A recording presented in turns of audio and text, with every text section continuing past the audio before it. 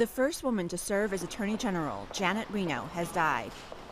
At 6 feet tall, Reno was one of the most recognizable and polarizing figures, serving nearly 8 years under President Bill Clinton, one of the longest to hold the post. She faced tough decisions throughout her career, setting the tone for modern-day challenges, here following the 1996 Olympic Park bombing in Atlanta.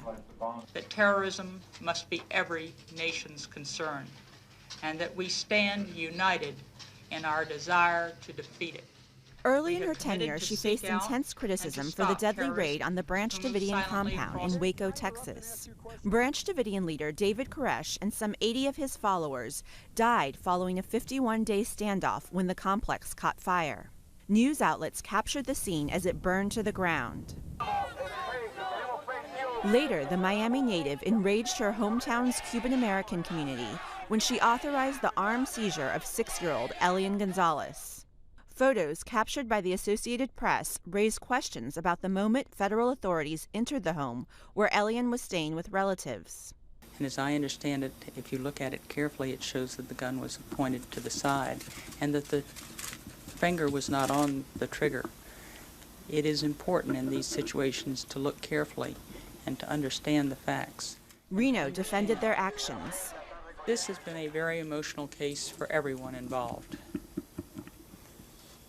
The most important thing is that Elian is safe and that no one was seriously hurt. Gonzalez was then returned to Cuba with his father. In 1995, Reno was diagnosed with Parkinson's disease after noticing a trembling in her left hand. Well, my hand was shaking this summer, and I thought it would go away. I thought it was maybe you all picking on me. She announced the diagnosis during a weekly press conference and vowed that it would not hinder her job performance. And I intend to keep on doing it.